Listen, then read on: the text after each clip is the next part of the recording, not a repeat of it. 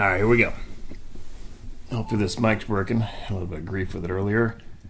And I'm back inside again. I went outside. I'll tell you what. You should have seen the smoke plume that was coming up above the mountains. I can see it out the kitchen window towards a town in British Columbia called Lytton, which is way off in the distance, probably a couple hundred kilometers, whatever it is. But there wasn't a cloud in the sky for miles, anywhere, any direction. Hot as hell. And all of a sudden, here comes this big, massive plume of, it looked like white clouds. And I was thinking, we're both looking at it thinking, holy crap, what is that? That is so weird. To just be coming up from the horizon like that. And then, sure enough, it was the smoke from a town completely getting burnt up and wiped out in the hottest place in North America. How crazy is that? Just up and over the mountains from us, the hottest place in North America. Those poor people. But anyway, so I just went out in the back 40, and the mosquitoes are so bad. It is unbelievable. And the only way to escape them is to put on some clothes, long sleeves. Like I tried a hoodie the other night, and it's just so hot and unbearable. So I'm going to do one more here, and then I got some things to do today, and I'm going to do some more later on. I think up valley at my buddy's farm, possibly. See what happens, but move date is 3 days away, so it's obviously as chaos around here. But I got some time always to get more voices heard, which I'm a little stubborn that way. Once I decide I'm going to do something, I won't stop. So I'm not going to stop until every person gets heard. And it is very effective, obviously. Very, very effective. All right, so here we go. There's always things trickling in from the UK, Scotland, even Ireland. Here's another one. It comes from England, UK, titled A Huge Footprint. Dear Steve, I recently found your channel and I'm enthralled by the gorgeous backdrops and fascinated by your subscribers' encounters with these beings. Over the years, there have been alleged sightings of large bipedal creatures over the UK. And as you're probably aware, we do not carry guns here in the UK. Yeah, that's unfortunate. I am English. I live in England, and during a walk with my husband in the 1980s, we were unnerved by what we saw. We were on holiday enjoying the scenery in densely forest area of outstanding beauty in the middle of England. The trail had taken us down into a small valley. At the bottom was a lake where you could fish, and it was absolutely idyllic. We walked around the lake. It was completely quiet, and the other was totally still. And the water was totally still. The dog was enjoying her walk, absorbed by all the different smells, and was completely engrossed by what she was doing. On the way out of the valley, we were nearly at the brow of the hill when the dog stopped and was fascinated by something on the trail just in front of us. When we reached her, there on the dirt track was a huge footprint. My husband placed his foot next to it, and the bare footprint was at least 4 inches longer and 3 inches wider than his shoe. My husband's shoes were a size 13, which I believe to be around 12 inches in length. We both looked at each other, put the dog back on the lead, and quickly headed back to the car. We didn't hear anything strange or see anything untoward. The area we had parked was off the beaten track, and at the time wasn't well known by visitors. I can still see this footprint in my mind's eye and remember the day as if it was yesterday. In the past, I taught students at university to be critical thinkers and how to carry out research using various methodologies. May I ask, please, what are you going to do with all this information you have gleaned, and more importantly, what type of outcome do you want as you repeatedly talk about being lied to? I ask these questions as obviously you now have a large following of mainly like-minded people who clearly feel safe in sharing their experiences with you. I'm intrigued to see what you do with this knowledge base, as I too feel as if there is something amiss here. Thank you for taking the time to read my email. My best wishes to you and your subscribers, and I will continue to watch your channel with great interest. Thank you, Steve. Sincerely, Theodora. Theodora, thank you for taking your time to email me, which is basically emailing all the people that watch this channel. And what am I going to do with the knowledge? You know, I think all of us we all have the choice to gain more knowledge in this lifetime, and have choice of what we want to learn, or choice of what we feel we need to direct our energy to. But unfortunately, the people who have become corrupt with power and control have been basically force feeding lies to the main population for how many years now? Before you go on, it's sometimes obviously I don't script anything, you guys. I don't practice speaking before I get on here. I don't pre-answer questions. So I guess what I'm trying to say is maybe back up a little bit.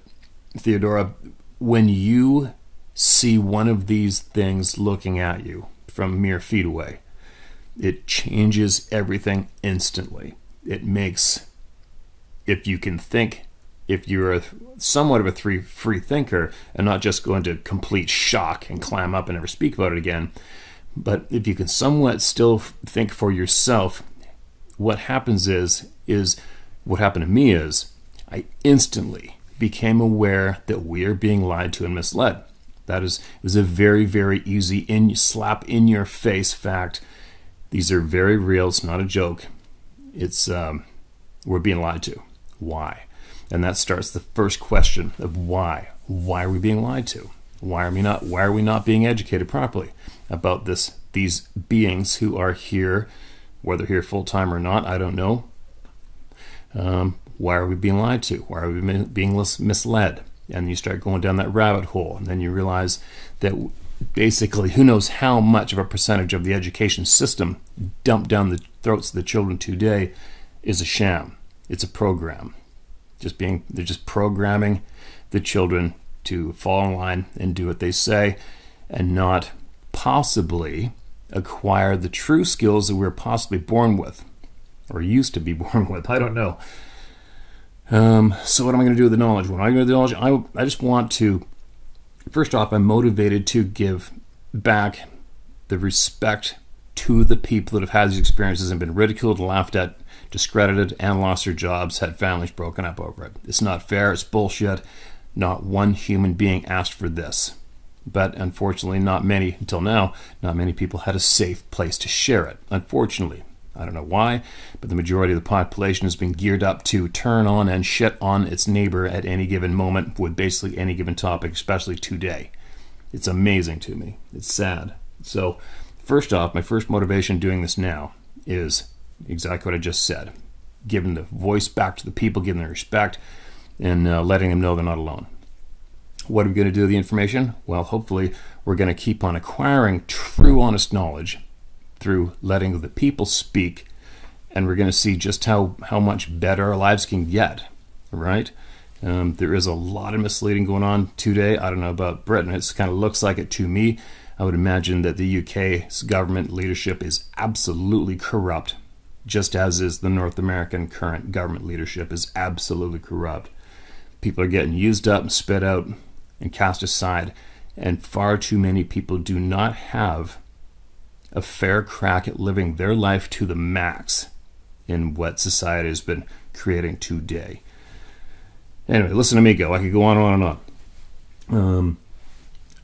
But anyway, I guess getting back to answering your question somewhat quickly here, because I got a lot more shows coming, is the respect back to the people and gaining the knowledge that has been blocked from us. I want to know everything. I want to learn everything. I do not believe there should be any secrets. There should be no secrets kept from the people. There shouldn't be one human being.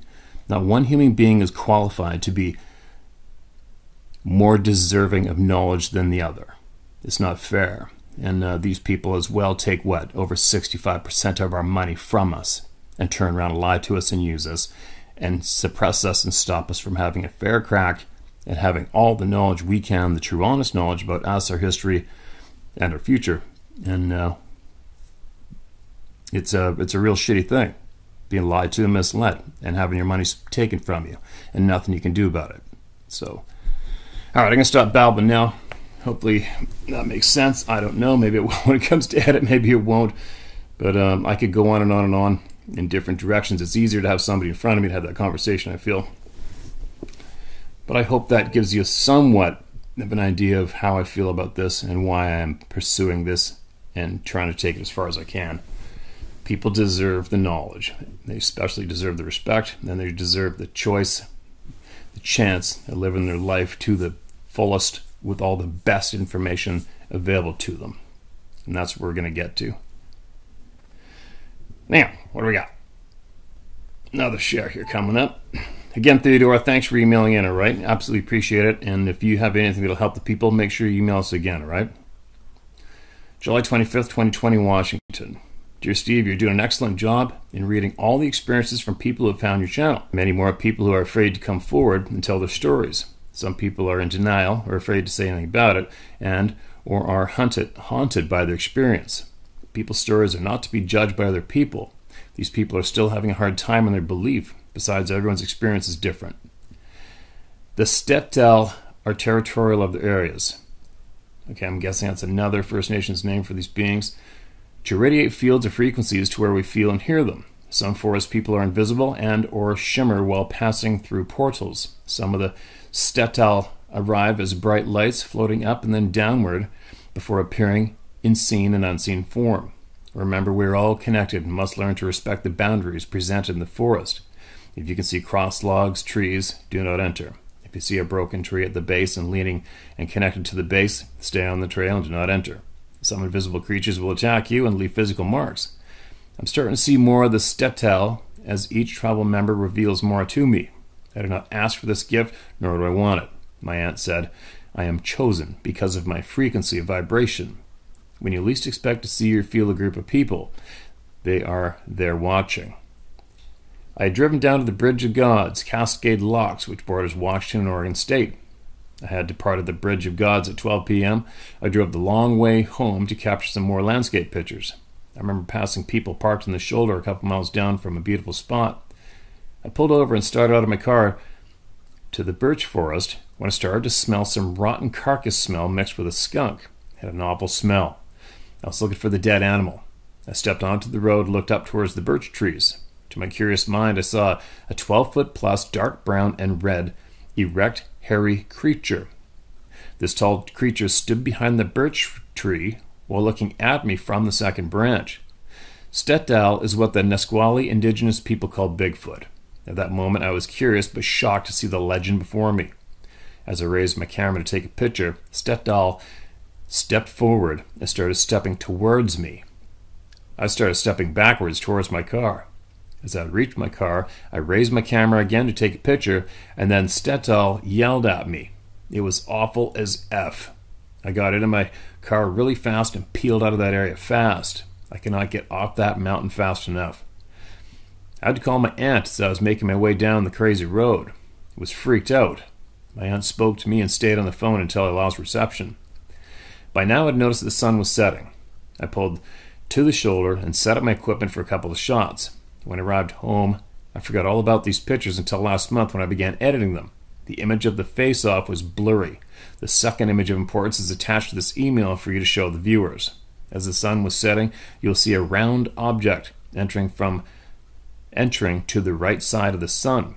The tree to the right has a red mist over the branch closest towards you. Needless to say, this experience ruined my landscape photography for a very long time. I'm just now going into the forest with friends and by myself again. I talk out loud when I start to feel them around. I've not felt threatened since the very first time. I've been to a lot of forests in the last 40 days. I announce, when I start to feel them all the time immediately, I am here and I am here to take pictures of the forest and not of them. I'll write again. I've had other experiences. Rest in peace, Macaroni. Happy hunting. Say my name. Shan Soaring Eagle.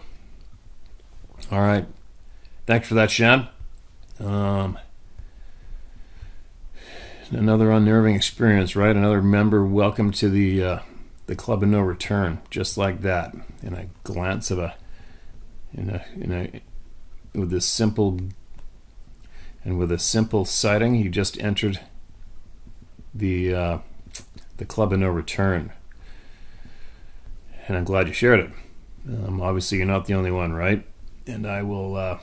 I've got your photograph here on my phone. I can't really see any detail on it, but I possibly will once I throw it up the edit, and I will definitely share this on this email with the people. All right. Thanks again for emailing that in, and make sure you email more in with if you got more knowledge you come across that can help the people. Make sure you send it in, and we will we'll get it out to everybody. All right. Be safe out there.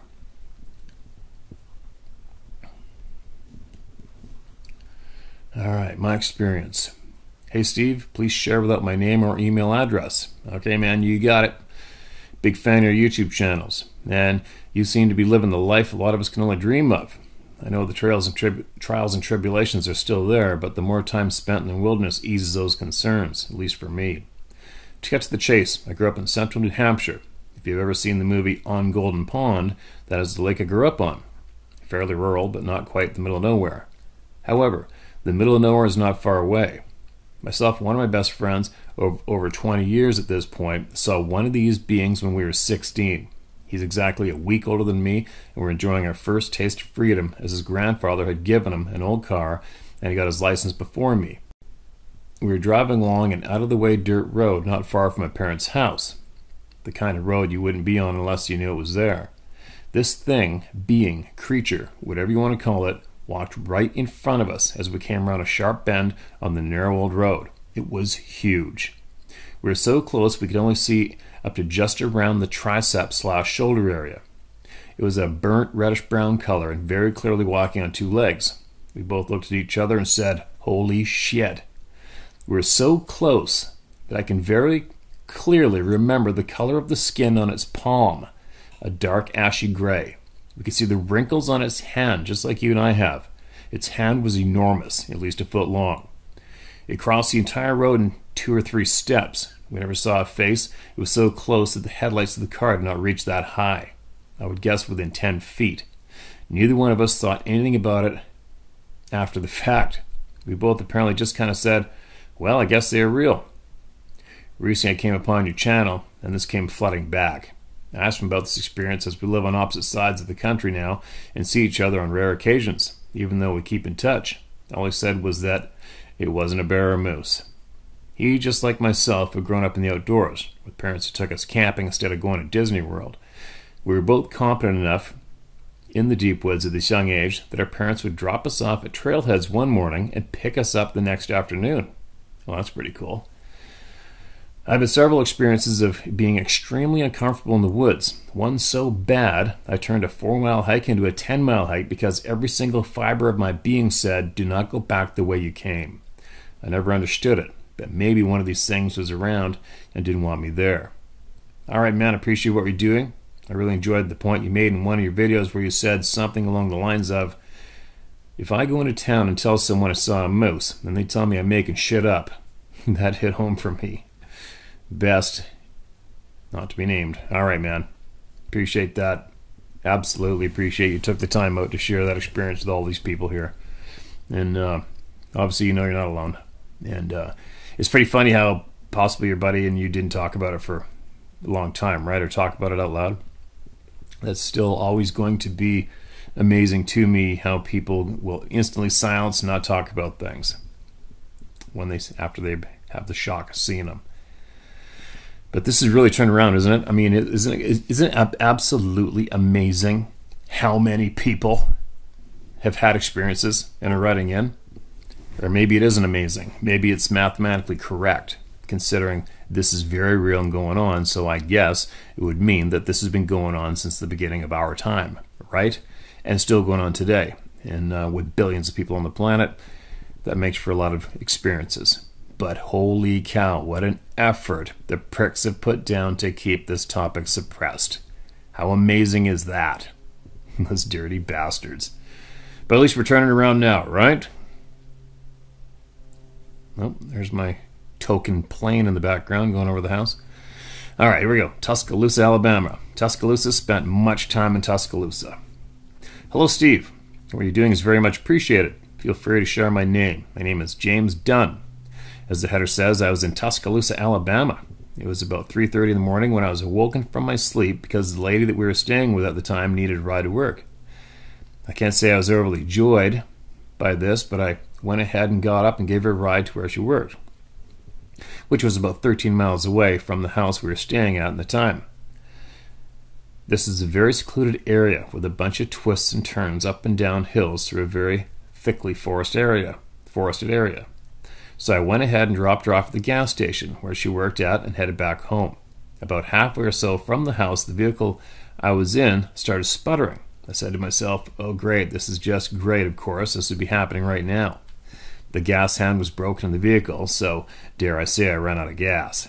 I did not know the gas hand was broken at the time. Needless to say, I wasn't very happy because I knew I had to get out and walk back to the gas station. So I hop out and start my trip. Needless to say, I was talking out loud, pretty angry at this point. Looking back now, I wish I had just stayed quiet while walking. I continued walking when all of a sudden I got a really strange feeling. Not necessarily a feeling of fear, but a feeling of someone or something is watching you from in the woods. So I'll bolt around to my left, staring directly into the woods. So I go ahead and dismiss it as, obviously I'm just being paranoid because I'm walking basically in the middle of the woods on a concrete slab, and these woods are close enough from where I was walking to where I could reach out and touch the first set of trees. I start walking again, and that's when it starts getting weird. Now I can clearly hear something walking, pacing me in the woods. I continue to walk. It does too. I finally stop and make a lot of noise in the hope that it's just some kind of animal that I can scare off. After I'm done making all the noise, I can start walking again. Okay, we're missing periods, you guys, so bear with me. Making all the noise I can, I start walking again. Whatever this thing was, it starts walking again too. So I start walking a little ways and stopping just to test to see what this thing was going to do. Every time I stopped, it would stop. By this point, I can clearly tell whatever it is isn't walking on four legs. It's definitely bipedal. I'm in the middle of the two-lane road, walking down the road. I start to take inventory of what I have on my person that I could use to defend myself, if need be. All I had was the keys from the vehicle and a keychain knife that just happened to be in my change pocket of the jeans I was wearing. I was definitely starting to freak out a bit at this point, so I began to talk to whatever this thing is in the woods and telling it, and I don't even know why I said this to it, but today I don't want any trouble. But I do have a knife, and if you do come out of those woods and try to kill me, you may succeed, but I'll maim you in the same way before you do again. As I said, I'm pretty freaked out at this point. Okay, no commas or periods, you guys.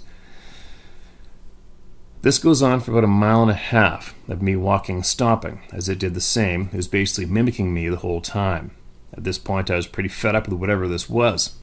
That's when I got a weird feeling, and again bolted to my left, turned around to look at the wood. Right about the time I was facing the woods, a rock beamed me right in the chest. I came up off the ground a little bit, almost catching the rock in my hand as it fell from my chest. Not that it hit me so hard, it brought me off my feet. My reflexes kicked in is all anyway. As I land, I'm basically already flipped back around forward. As I'm 100%, I'm going to start running from this point. I even screamed a little bit as this was all happening, as this completely caught me off guard. I remember a house up the road a little ways that I passed. I just happened to have a telephone pole that had a light on it. Otherwise, this place was completely pitch black dark. So I made a break to get to that light. The whole time I'm running, whatever it was also in the woods, still keeping pace with me, and I'm in the middle of a road, wide open. This thing was in the woods. A forest, pretty thick forest, was still able to keep up with me. I could hear sticks breaking. Not sure if it was the sticks that were on the ground or it was breaking sticks off the trees as it was coming past them. Maybe a combination of both. But it made quite a bit of noise. Quite a long full-bore run. I finally make it to the house with the telephone pole with the light, and I get directly under the light.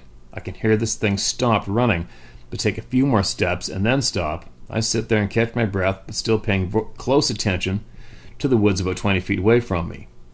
I made the decision that I was going to stay right here until the sun comes up. So needless to say, me and whatever the hell this thing was just stood for about 10 to 15 more minutes before I hear it just start walking, getting further and further away from me, deeper into the woods.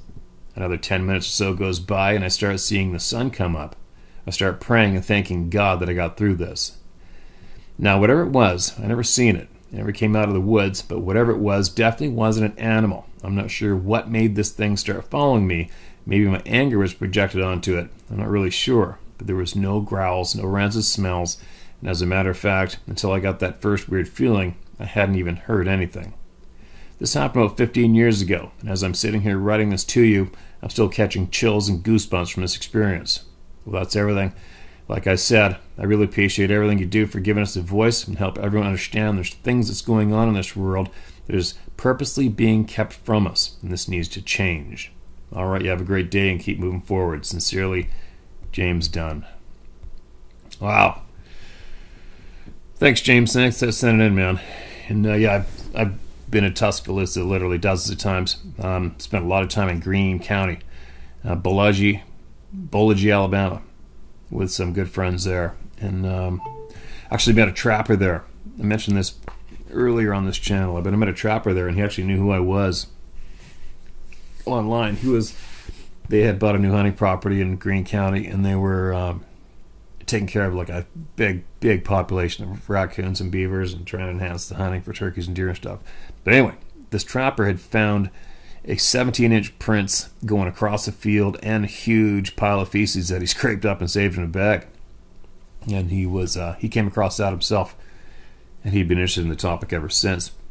There's obviously, if you heard of people sharing on this channel and everywhere else, there's no shortage of sightings in Alabama. But my friends in Greene County, they had never had any experiences, and we spend a lot of time out all night long with thermal and night vision scopes chasing hogs. And it is kind of creepy down there, man. You can see how something could easily run around in rural Alabama and keep out of sight, unless they want you to be aware of them, which that one did, right? Which isn't very cool. I don't know why they do it. Haven't a clue. It's not a very nice thing to do to anybody. But anyway, thanks for sharing that, man, and make sure you send in more if you ever get any more experiences. If you have any more experiences, make sure you share them if you want.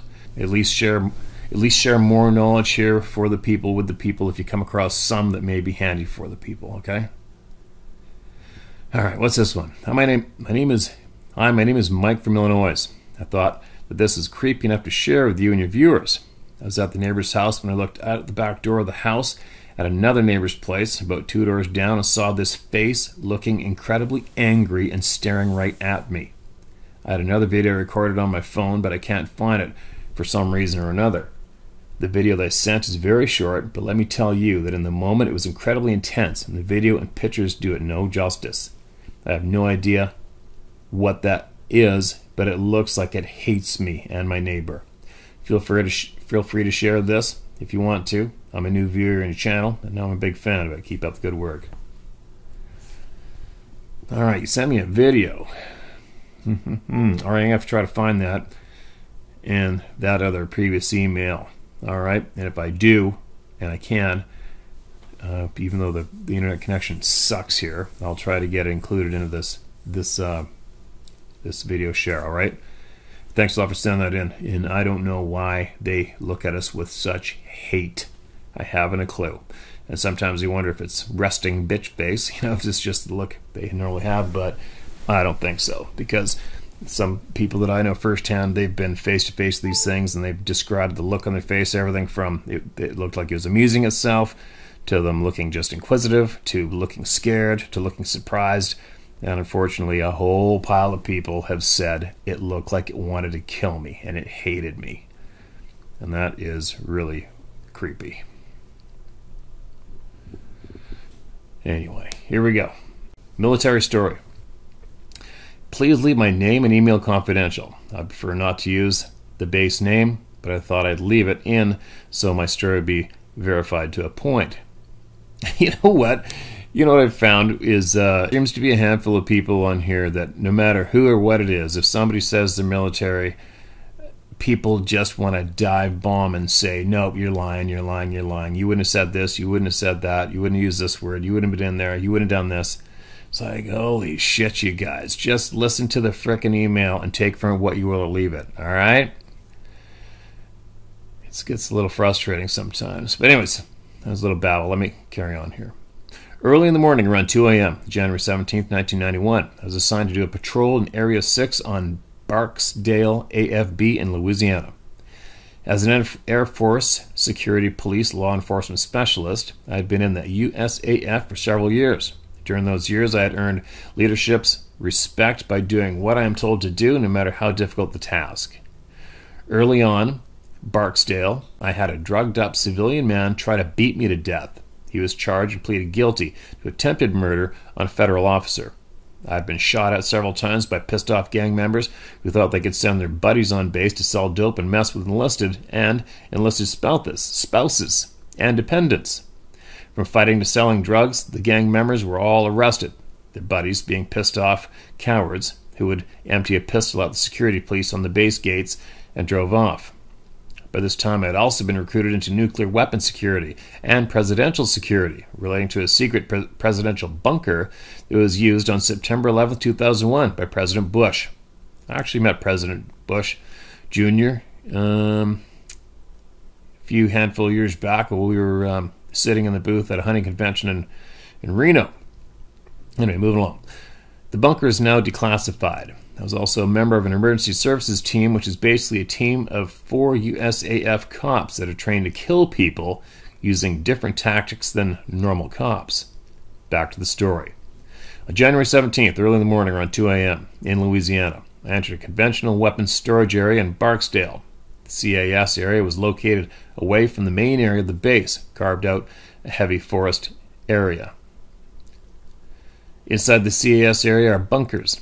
The bunkers have large locks on the doors that are easy to see using a spotlight from a vehicle.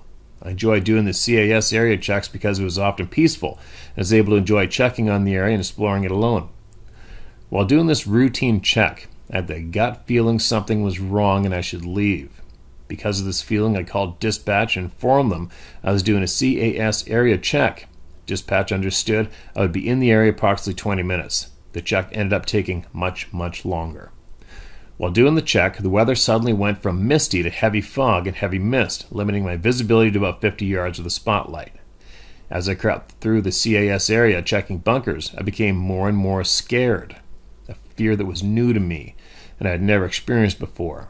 This fear was strange and seemed to hang in the air, swept over me, and I felt almost a desperate need to leave the area.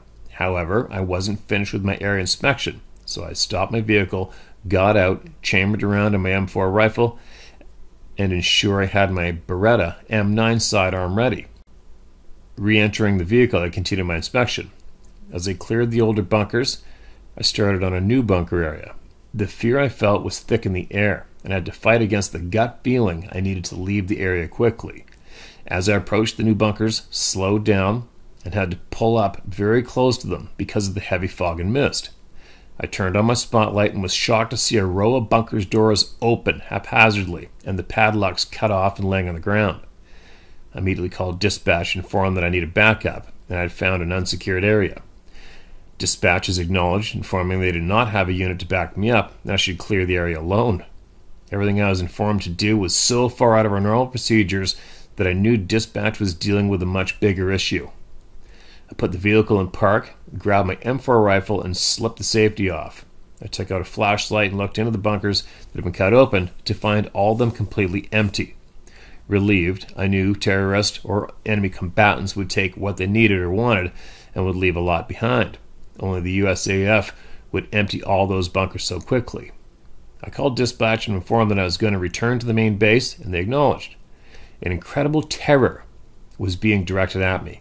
It felt as if it was trying to control me, and I felt as if there was someone close by who absolutely hated me, and I was picking up on this hate and projected fear and loathing, an intense evil that I should get away from.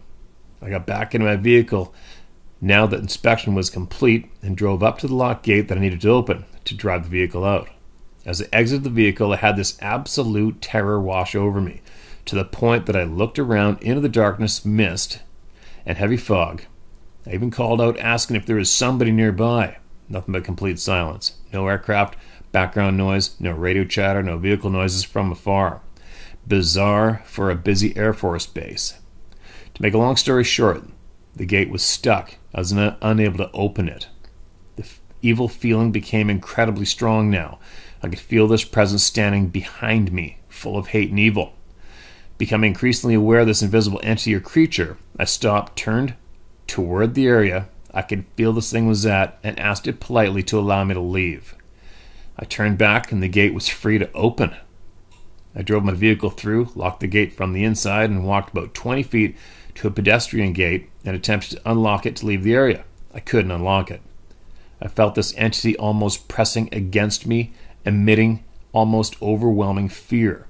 Fighting the fear, I once again turned towards this entity and asked if I could please leave. I I turned back to the gate, and it was easily unlocked. I exited the gate and turned around, locking it shut. I had this distinct feeling the entity was not able to leave the CAS area, and I was safe from it. But it felt as if it was projecting hate and the intense fear at me, trying to terrify me, which worked. I cleared the round out of my M4 and put the weapon back in my truck. As I turned back to my normal duties, I realized hours had passed, conducting my 20-minute inspection. It was now around 7 a.m. I was about to leave and turn towards this entity one last time. I said, "Thank you for letting me go." Suddenly the hate and the fear stopped, and felt this invisible entity move away from me back towards the new bunkered area. I returned to the main base, turned in my weapons, and went into the flight chief's office to explain why I was late returning and brief him on finding bunkers open. I knocked on the door, hearing "Enter." I pushed the door open to see the day shift flight chief sitting behind the desk. When he recognized me, he stood up and said in a very aggressive manner, "Did you see it?" Thinking this NCO was talking about the open bunkers, I said, "Yes." He came closer, and in an aggressive manner again asked if I had seen the creature. I was taken back and said no, but I felt it. He looked me in the eye and told me, never go into the CAS area alone, and if I was ordered to, which was common, to discreetly inform dispatch I can't enter the area alone because I was given a lawful order not to. Strangely, I was never assigned the CAS area again. As I write this, it is June of 2021. That experience was truly the most terrifying experience of my life. I'm now 53 years old. I live and work in remote Alaska. I've been charged by a bear, as close to the terror I felt as a young man on the base, but not as bad. Alaska. Well, I'm sure you know there's no shortage of sightings of these things. Well, I wouldn't say the same thing you experience at the base, but there's no shortage of Sasquatch sightings in Alaska, that's for sure. And what an intense, crazy-ass experience you had, man. It's too bad you couldn't have got that guy to, that officer to tell you exactly what the creature was. That's amazing. Any other people out there listening to this channel, if you know exactly what was shared, anything, if you know anything more about this topic in this area and what was shared with us through this email, and you want to add to it, please do. Many people are going to be very, very curious about the, quote, creature, end quote, that is around those bunkers. What an intense, scary, shitty experience. So many people are experiencing similar or the exact same. Isn't it something else? It's unbelievable, man. It's endless. Endless. It just sucks that we're being lied to and misled. Not informed, honestly. It's not fair.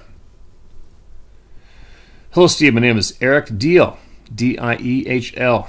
So my last name is D-A-H-L. Pronounced Dahl is Dahl, so Deal. I'm going to guess that's the correct way to pronounce it. I hope I didn't screw it up, Steve. I hope I didn't screw it up, Eric.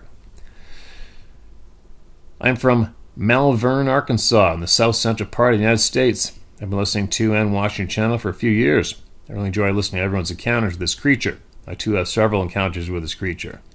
I've always been outdoors ever since I was a young kid. I've always enjoyed hunting and being outdoors.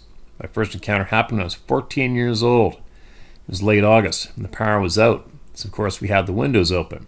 It was around 1:30 a.m. when I could hear my horse in the backyard flipping out. She kept running frantically around the pasture in her backyard. I grabbed a spotlight to check and see what was going on. I shined the light on her to see her trembling. Her whole body was shaking, and she would not take her eyes off the tree line that was about 500 yards behind her house. I've never seen a horse so traumatized, and I've grown up with horses all my life. As I'm shining the light trying to find out what is out there, I hear this creature scream, howl, or whatever you want to call it. I can feel it in my bones. It makes the hair on the back of my neck stand up every time I think about it. I could hear the creature take off running through the pine thicket, snapping trees, and then letting out two more loud groaning screams. However, I did not see this creature, and remember this tree line is at least 500 yards behind her house. I heard it clear as day. I know what a bear sounds like, as well as bobcats and mountain lions. This creature was far different than anything I've ever heard. I woke up the next morning for school. After a long night of little sleep, my sister opens her door and asked if I heard that noise last night. I remember a sigh of relief coming over me, knowing that I was not the only one that had heard this strange creature. 2 years later, at the same house, archery season has just opened up. I've been hunting several mornings, and I keep smelling this awful smell. It almost smelled like soured milk, so instantly I'm just thinking it's a black bear and continue to hunt. About 2 weeks into the season, I decided to try an evening hunt. It was relatively a slow evening. About an hour before dark, I see a large group of deer feeding towards me. I'm set up on the edge of a field looking into an oak flat. The deer are calm and are getting closer. I noticed a doe in the back of the group looked really poor. So, being the hunter I am, I decided I would take her if she gave me the chance. The deer about 60 yards away from me, and I noticed the deer I was going to shoot walks away from the herd into the same thick cover. I lost sight of her and put my attention on the deer feeding towards me. I then hear a twig snap, and I heard a deer bleating like crazy. It was out of my hearing in seconds. Whatever grabbed this deer had to jump a 6-strand barbed wire fence. I was so shook up and scared I called my dad to come and get me and bring a gun. I did not hunt a while after that due to the encounters I had with this creature. I'm now again an avid bow hunter and got into elk hunting last year. These are my encounters. I really enjoy your YouTube channel and your zero bullshit policy. Keep up the good work and God bless you. All right, man. Thanks for that share, Eric. And it's funny, like I've said to how many people, if you had an experience, a feeling, and in the woods alone, or whoever, with anybody else, and it compels you to go online, seek out this topic, then find this channel, and then seek out the email address and go out of your way to type an email to share with the people, you already know what you heard. You know. And you're going to go elk hunting, just beware. What I can tell people is grizzlies and elk go hand in hand, all right? If you're going to be in a state or province where there's elk, and if you're going to a state where there's elk and grizzly, just be aware that where there's elk, there is grizzly bears that go hand in hand, and as well that where there is elk, there seems to be a higher number of experiences with these beings, these people, whatever they are. So good luck, stay safe out there, and if you ever come across any good solid knowledge that you feel the people need to hear, be aware of, make sure you email it back into us, all right, and I'll get it shared with everybody. So be safe, good luck, and I will talk to all you guys a little later on. I got a lot of shit to do today. Holy cow. Oh, a small PS. Good friend of mine, he's captain with the Worcester Fire Department. He recently, yesterday, just left here to drive to Kelowna. Just recently he left here to drive to Kelowna and drove right by Lytton. Lytton is where we basically broke the North American heat record last week, which is just over the hills from me. It was amazing. And he just texted me the pictures this morning. They lost the whole town. The whole town is gone. They figured possibly the train going down the Fraser River ignited the fire, and the thermal winds were just ripping up the valley at the time, and the whole town is gone. It's a very, very, very sad, tragic, terrifying thing to happen to all those people there. So send them a prayer. Be careful out there.